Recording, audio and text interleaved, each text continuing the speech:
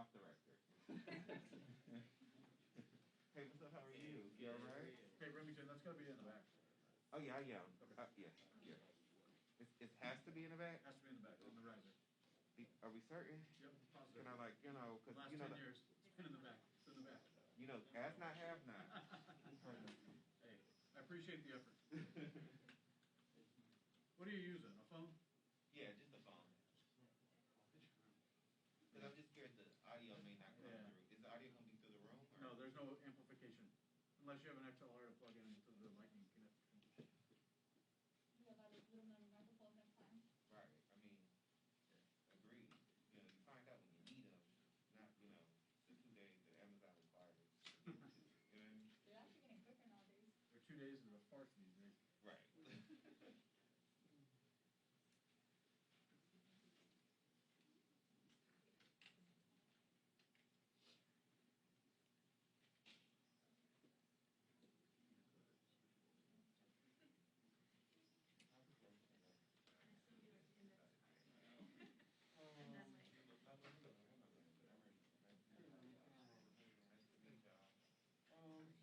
can just set up right next to me, right over there. Anywhere down there you can.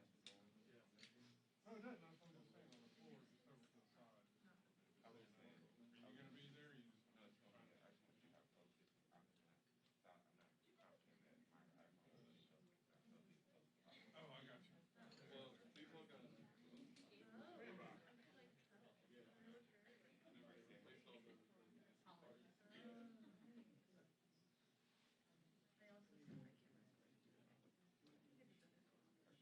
You can probably, if you want to, can you move it up to that chair?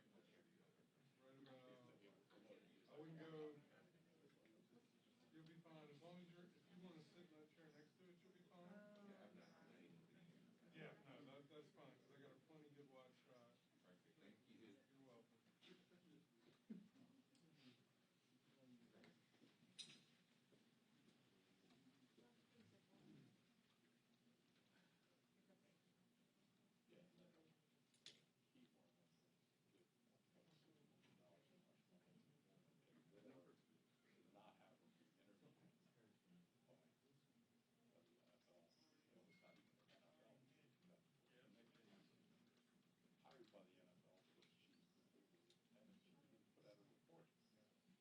she's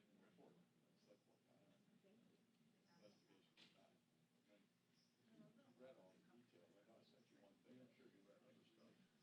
She didn't put out a report. No written report. It's like what kind of investigation is that? And then you read all the details. I know I sent you one thing. I'm sure you read other stuff. But Snyder didn't. I don't know. I feel like the internet rag India said that Snyder was involved somehow with Epstein, which he wasn't, I guess. But he did that to hire private detectives who then, like, they were kind of subpoenaing up phone records, text records, saying that it was involved with that. He was suing that. There's just saying these people were part of that investigation. They had nothing to do with that. He was just putting pressure on them. Their text about his crime. That's true.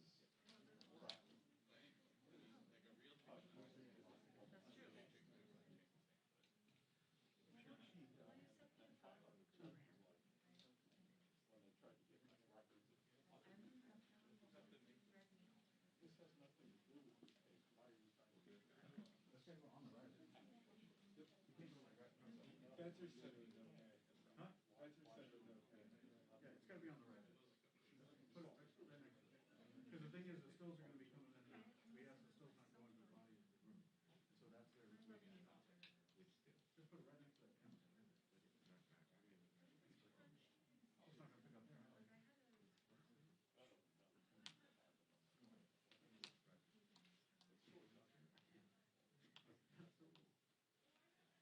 Seriously, because we're trying to do the best we can. It's just people out there.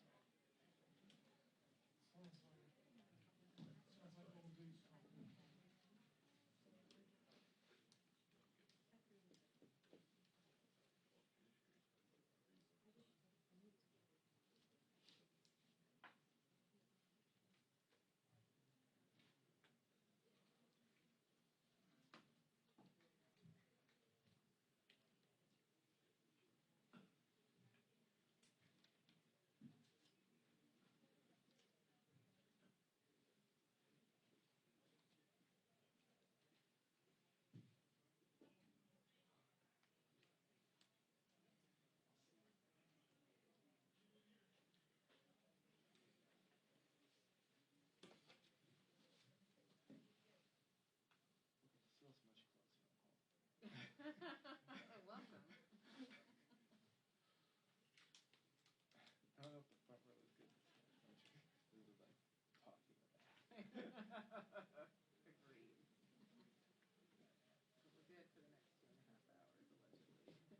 Oh, what is there like? Wait, no, I'm just, Oh. It has. This isn't. It has like 3 layers. Yeah, it sits off my face. So nice. They charge like $30 for it, but I got this one in Utah in the summer, and I was like, Arches National Park. No, it's Park City, because Utah has no masks. So if you go to California, none of the masks are on sale. You go to Utah, all on sale because they're not selling it. So I was like, I really wanted the rock one, the blue one with like the rock, because who doesn't like the rock? The guy's like cool as shit, right? He's like, I want the rock mask, man. Yeah, Park City's great. We did the summer bobsled ride my dad and I did. So it's one of only 2 bobsled tracks in the U.S. So you can pay good amount of money, but you can pay and they ride you down the bobsled. Get a look at the bobsled track. Oh, wow. And there's so They're coming out less than like a minute. many G's. The deck is like going what my dad's like 71. He was like, that was fun. Like, man, I really feel it. Wow. Like, how long is the course? A minute, a little less than a minute, like 58 seconds. Actually, somewhere like at 57, 58. I think you'll be For fine. like a minute. Down there. Yeah, once they start from. It was like Yeah, once they get up there, you'll I be can fine. imagine. So for the walk in. so much. Yeah. Let's go back in the winter and do it on the ice.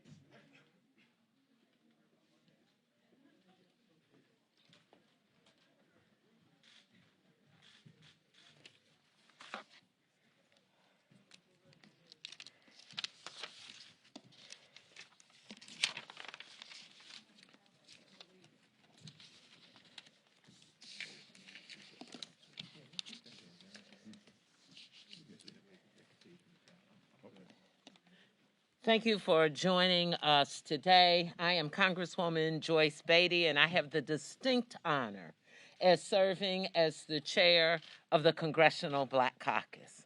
We come today united, standing up for something that we have a long history of fighting for, debating, and yes, winning, and that is voting rights.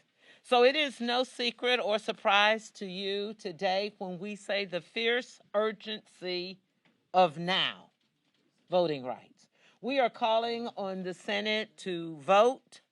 We're calling on the Senate to have that debate because we want to pass the John R. Lewis Voting Rights Advancement Act. We want to pass the Freedom to Vote Act. We know how much we have fought for. Yesterday, I was proud to join President Biden and Vice President Harris in a place of profound civil rights and voting rights history to advocate for the most foundational, sacred thing that I can think of. It makes me emotional. When I think of as a black woman, I must stand here today before you asking us to do something that the past 5 presidents have done and 4 white Republican presidents reauthorize the Voting Rights Act. So the real question you should ask yourself is what happened? What happened with this last president that got us to where we are today, that my colleagues will not stand up and pass the Voting Rights Act? Is it because we win? Is it because we vote? That is what you should ask yourself. Let me end by saying that the president made it very clear. Where do you stand? Do you stand with Dr. Martin Luther King or George Wallace? Do you stand with John Lewis or Bill Connor? Do you stand with Abraham Lincoln or Jefferson Davis? We stand here civil rights leaders, advocates, legislators, lawyers. We stand here fighting for the people. And so today, I'm going to bring several members up. And we're going to do something a little different. We're going to do the floor house 1 minute for you, with the exception of our leader and majority whip, Clyburn. And then I'm going to ask my members to join me. Birthday lady, Congresswoman Sheila Jackson Lee, will join me at the podium. Former chair of the CBC, and good to have our good friend Ifume back, will join us to help address questions. With that, Congressman James Clyburn. Thank you very much, Madam Chair. I want to surprise you with this.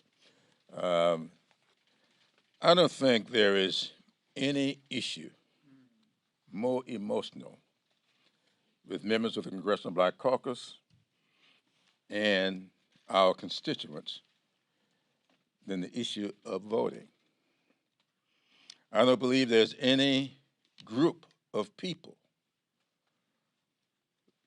other than the Congressional Black Caucus and our constituents that are really practical when it comes to the political process.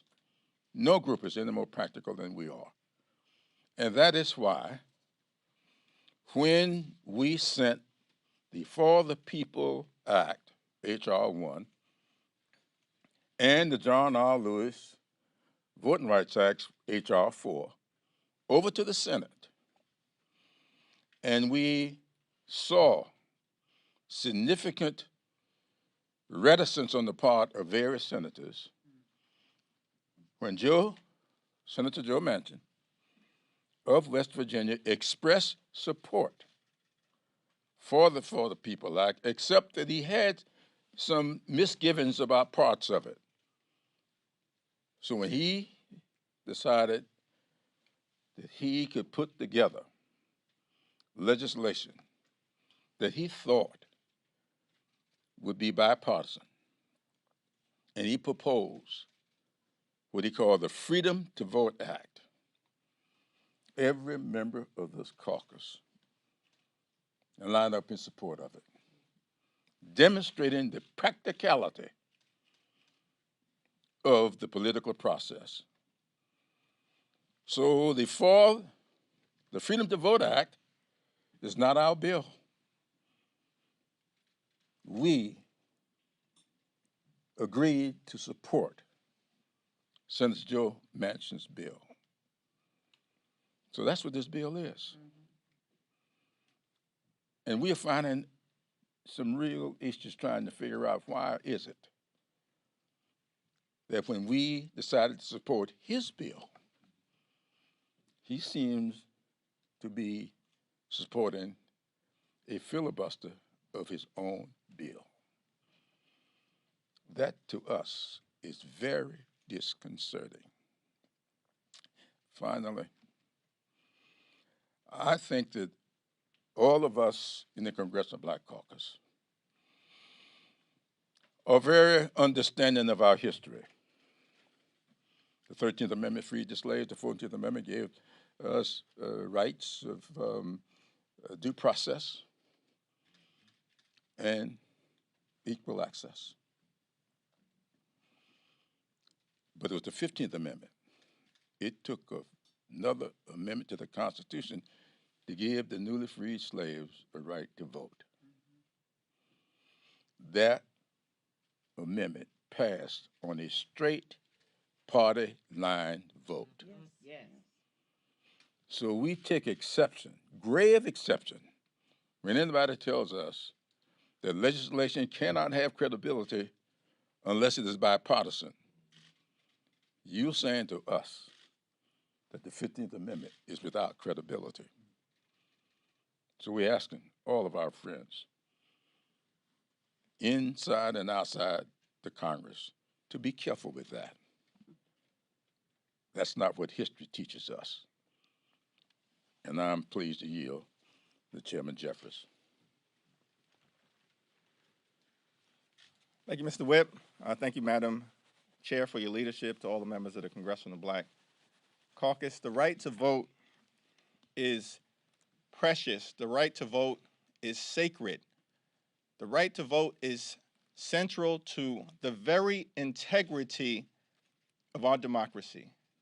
You can't have a government of the people, by the people, and for the people unless every single American has the unfettered ability to choose their representatives and fully participate in American democracy.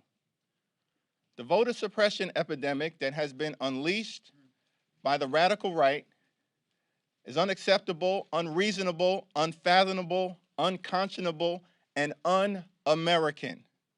We must crush it, and we will crush it. That is why it's essential, it's important, it's necessary, with the fierce urgency of now, to pass the Joe Manchin Freedom to Vote Act and the John Robert Lewis Voting Rights Advancement Act. By any means necessary, including reforming a filibuster rule that is dripping in racist history in defense of slavery and Jim Crow. On this issue, make no mistake, when it comes to the protection of the voting rights of every single American, we shall overcome.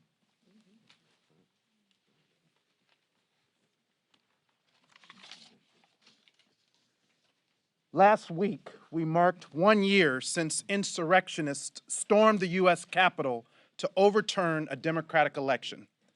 In the weeks before the attack, some Republicans made despicable, false claims against voters in my state of Nevada. But they failed. Their insurrection failed. And in the years since, Nevada has made protecting voting rights our sacred mission. Today, the Congressional Black Caucus is here to use our power and our message to call on our Senate colleagues to protect the freedom to vote. Seize this moment. Pass the John R. Lewis Voting Rights Advancement Act. Pass the Joe Manchin Freedom to Vote Act. Guarantee safe, secure, and free elections for all Americans. The world is watching us, and now is the time to stand up for our democracy. Hi, I'm Congresswoman Terry Sewell, and I proudly represent Alabama's 7th Congressional District, which includes the historic civil rights cities of Birmingham, Selma, and Montgomery.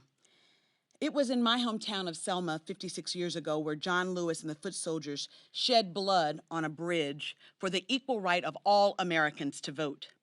But as we know, old battles have become new again, as state legislatures across this country erect deliberate barriers to the ballot box, trying to silence a certain group of people. These new laws may not require us to count how many jelly beans are in a jar, but modern-day voter suppression is no less pernicious. Yesterday, I was honored to join President Biden and Vice President Harris and our Madam Leader of the Congressional Black Caucus, Joyce Beatty, as the President spoke of an urgent need to protect the sacred right to vote. I applaud the President for being unequivocal in his statement that by any means necessary, we must change the rules in the Senate and pass the John Robert Lewis Voting Rights Act. Our nation is at an inflection point. Voting right legislation will go to the Senate floor, and it must pass. You know, we're on the anniversary, the cusp of the Martin Luther King celebration day, Monday. But there can be no celebration without liberation, without freedom, without the right to vote. As we prepare to observe the birthday of Reverend Dr. Martin Luther King, let us remember that justice delayed can be justice denied. The time to act is now. Nothing is more fundamental to our democracy than the sacred right to vote. The time to talk is over. It's now time to act.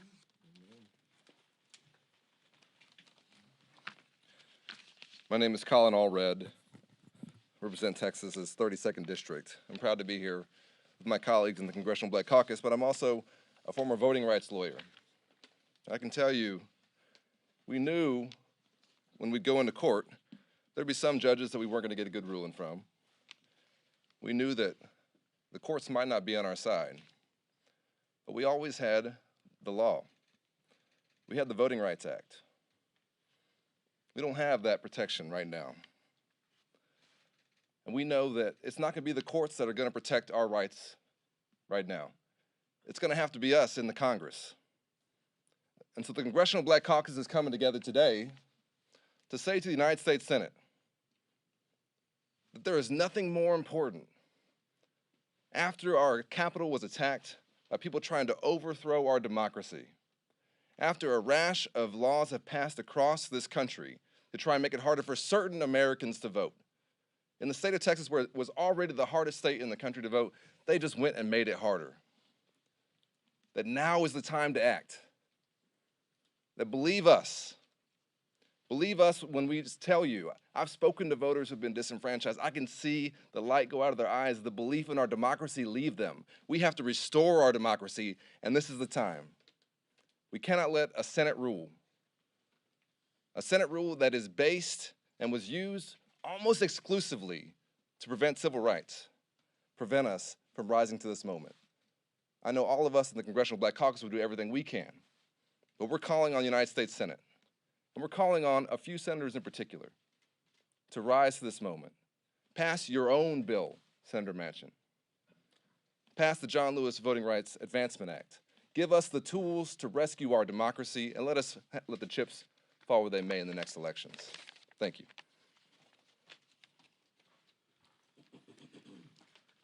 I'm Val Demings, representing Florida's 10th Congressional District. We are the home of the brave, land of the free, the greatest nation in the world. But we are here today to hold America to its promise. I stand today remembering my parents.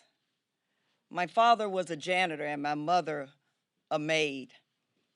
My dad used to go to work 7 days a week to make ends meet for our family, but I cannot remember a time that my parents did not cast their vote. They saw it as their civic duty.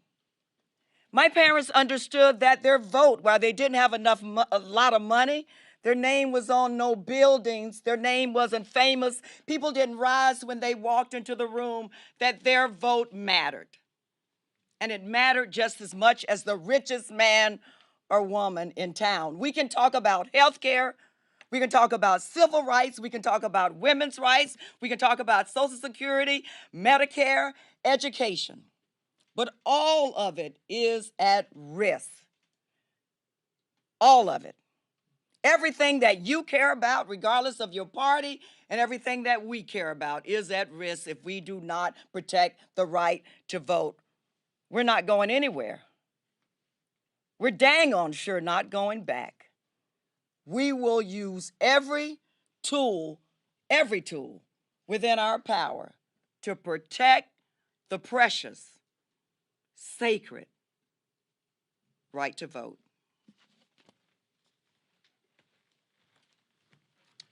Good afternoon. I'm Joe Neguse, representing the great state of Colorado. And as Representative Sewell reminds us, in just a few days, tens of millions of Americans will commemorate Martin Luther King Jr.'s birthday. And of all of the insightful things that Martin Luther King imparted us with here in his time as Earth, there's one quote that's always resonated with me, and I suspect some of my colleagues, which is that the time is always right to do what is right. The time to safeguard voting rights, to protect voting rights, and to advance voting rights is now. Not next year, not next month, not next week, here and now. And in the face of over 400 laws that have been introduced in the last year to restrict voting rights in Florida and in Texas, in Iowa and in Georgia, all across the country, we know the stakes couldn't be higher. So to our colleagues in the Senate, we simply say that the eyes of the world are on you. The world is watching. The country is watching. And the Congressional Black Caucus is is watching. We hope you will do the right thing.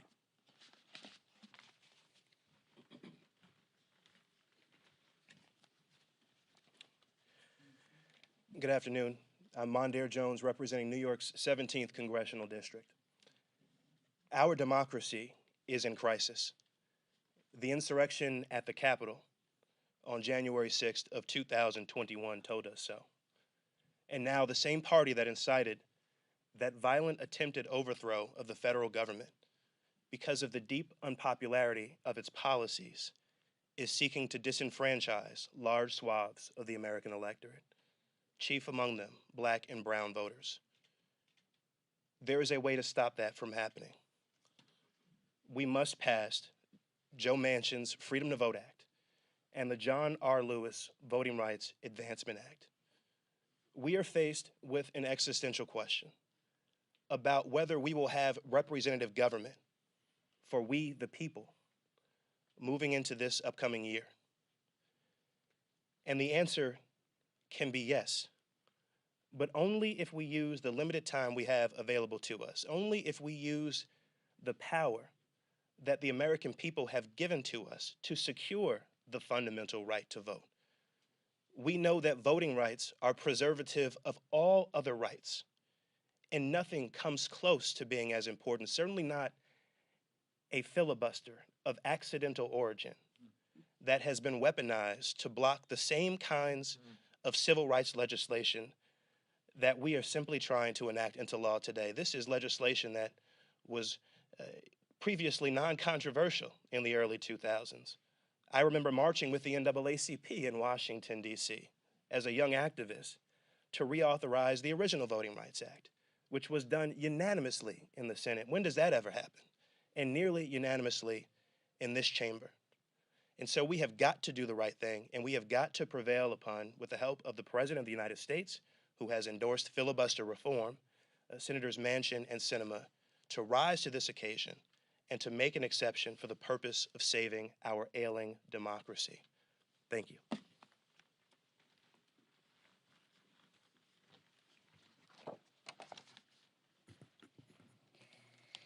Hello, I'm Congresswoman Lisa Blunt Rochester.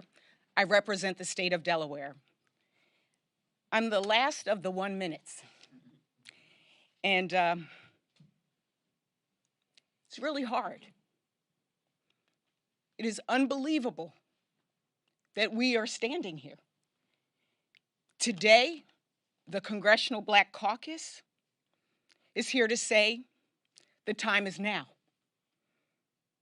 I was fortunate yesterday to travel with the Georgia delegation, so many members of the Congressional Black Caucus, Terry Sewell, and our chairwoman, Joyce Beatty, who has exhibited incredible leadership and has shown the country that the CBC, all of us, will stand up and fight, even go to jail for voting rights.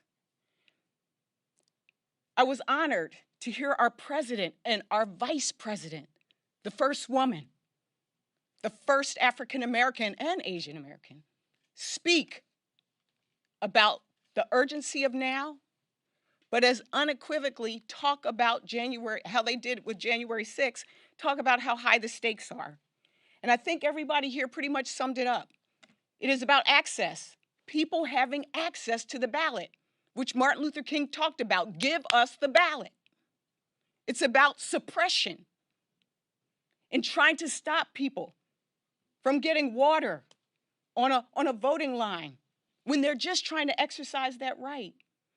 And it's about subversion, stealing elections. We are the conscience of the Congress, the Congressional Black Caucus. And many of you have seen, I carried this scarf on day one. I carried it the day of the insurrection. I carried it to Atlanta. It is from Georgia. It was the oath that allowed my ancestor to have the right to vote. It took brave people to stand up and vote to end slavery. The reality is, had there not been courage before, we would not be standing here. And so today, we say to the members of the Senate to pass the John Robert Lewis Voting Rights Advancement Act, to pass the Freedom to Vote Act,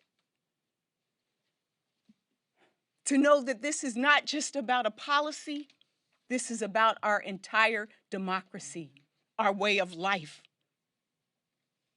I'm proud to be a member of the Congressional Black Caucus, and I'm proud to say this is our power and this is our message to the Senate. Thank you. Thank you. Thank you to all of my colleagues. We will take a few questions, but let me just say thank you to my colleagues. It's always the right time to do what's right. The fierce urgency of now. And one last one from Martin Luther King. Doesn't matter where you stand in the time of comfort and convenience, but it is the actions that you take during a time of challenges and controversy. It is the time now, Senate, to take that action. Elected officials, don't hide. Don't not support voting rights and then dare to celebrate King's birthday. Stand with us.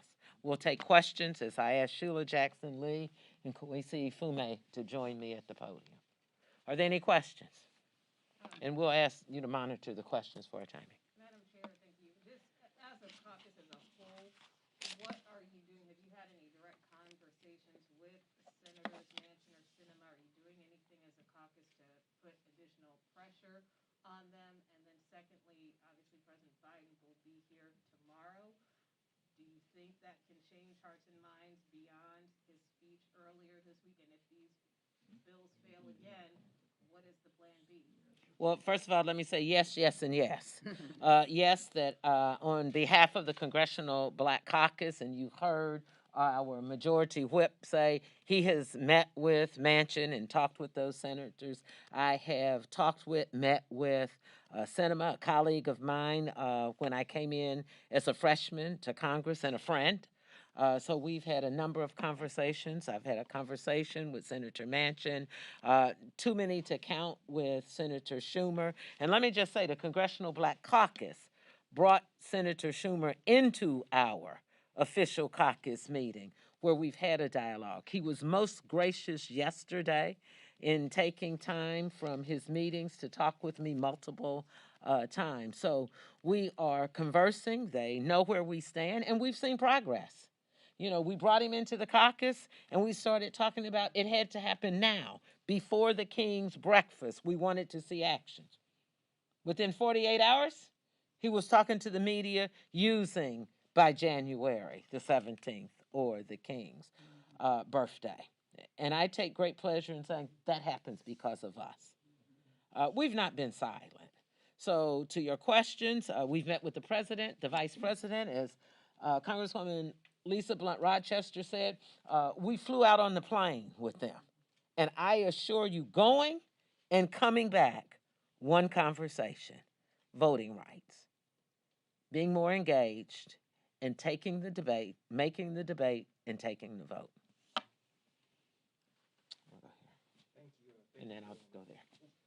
No, No, I'll go to you, and then I'll go back. Do you wish then the Senate, you mentioned your conversation with Senator Schumer, do you wish the Senate moved sooner on this? Like, they spent a lot of time on the Build Back Better agenda. Was this something that should have been taken up last fall when this first got started with the John Lewis voting rights bill was first introduced and stuff? Well, clearly, we want voting rights. We can't look back to what didn't happen before. Certainly, when you work hard, the House has done their job. We voted on it. We passed it in the House. We would have liked that continuum to have taken place. It didn't, so here we are now wanting the voting rights. Do you want to add anything to that, Sheila?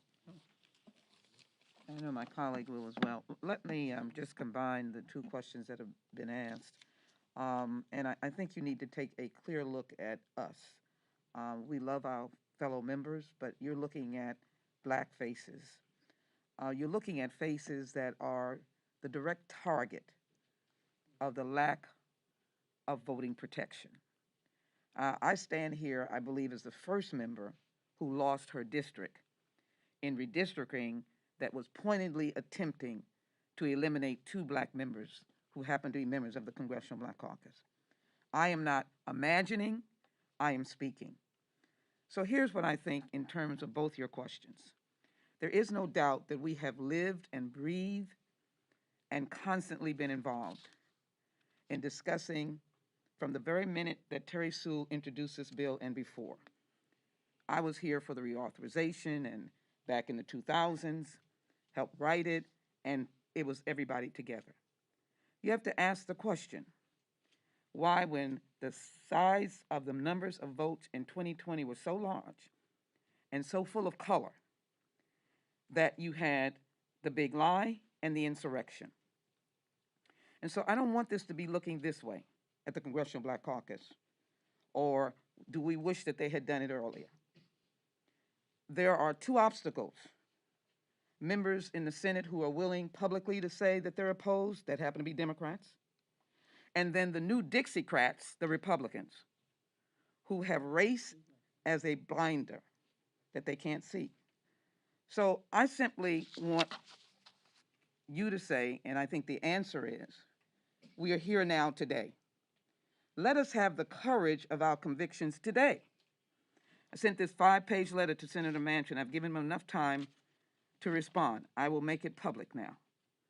And it only suggests if he could have the courage of West Virginia that succeeded from Virginia because they did not want to support slavery. So I just simply end by, we have done everything we could. We are very grateful to the President and Vice President, grateful to Majority Leader Schumer and to our chair. But I want it to be looked out. The question needs to be asked of those who are stopping the vote in the Senate, can you understand Dr. King's words that I will close with? And he said, we shall overcome. The arc of the moral universe is long, but it bends toward justice. Thank you. If we get that done, if he thinks that way, if he's courageous, all of this will be for naught to get rid of the filibuster. Thanks. We'll go there, and there, and then we'll probably have to close out for votes. Okay? There's been some new reporting about potentially using a NASA bill as a shell to move it back to the Senate, the Freedom to Vote Act, to speed it up, avoid some sort of procedural hurdles. But inevitably, it still seems like it's heading towards a filibuster in the Senate. Do you have any reaction to some of this new legislative maneuvering as a procedure? Is it sufficient, do you think? I don't know that it's new. Certainly, if you look back to history, we have done all kinds of things. We do what we want to do. Certainly, there has always been an opportunity in our process that you can bring a process to procedure vote to the floor. You can also have a bill in the House and put a bill in it and send it back then to the Senate, which you're making reference to the NASA bill. We've done that throughout our history. For us, we're very clear. We want to vote, and we want to send it to the president now. So however it can happen, I think Mr. Clyburn set the history out well when we're not going to hold ourselves to whether it's bipartisan or the process. I don't want to be flippant. I want a bill. I want it passed. It is the Senate's process for however they get it done. We want it signed by the president. Next. What do you say to your constituents and voting rights advocates who are growing concern if either bill isn't passed as we approach the 2022 midterm elections? I feel sorry for those on the other side who didn't support this. You know, we're very clear. Our constituents understand where we are. Our constituents understand at all levels. They understand victory. They saw a black president elected because they voted and they stood in line for 5 to 7 hours to vote. You have heard the president himself say, thank you, Majority Whip Clyburn. Thank you, South Carolina. Thank you, black people, for voting overwhelmingly to elect him. That then got us our first female, Black, Asian American vice president. Our people know that. Our people understand that. Who should be afraid are those who won't stand up for voting rights. So we're sending a clarion call, and you can print this. Shame on you for not doing it. Black folks will vote no matter what. So it's not what's going to happen to us, it's what's going to happen to them. Okay, and then. If the filibuster is removed and both of these bills do end up able to pass, would you be concerned then without a filibuster if a future Republican Congress could come in and potentially implement voting laws like the ones in Georgia and Iowa that were referenced earlier in this press conference, except this time they could be on a national level and there'd be no filibuster to stop them? Well, let me just say, if you're expecting me to count on what my racist colleagues and folks on the other side have been doing, doesn't matter whether there's a filibuster or not. They're going to do what they're going to do. Look at January the 6th and what happened. Look at some of the laws that they're putting in place. So for us, it's the urgency of now. For us, it's getting the voting rights law passed, signed by the president, and I'll worry about 2 years when I get to 2 years. Kwesi, would you want to say anything to close us out?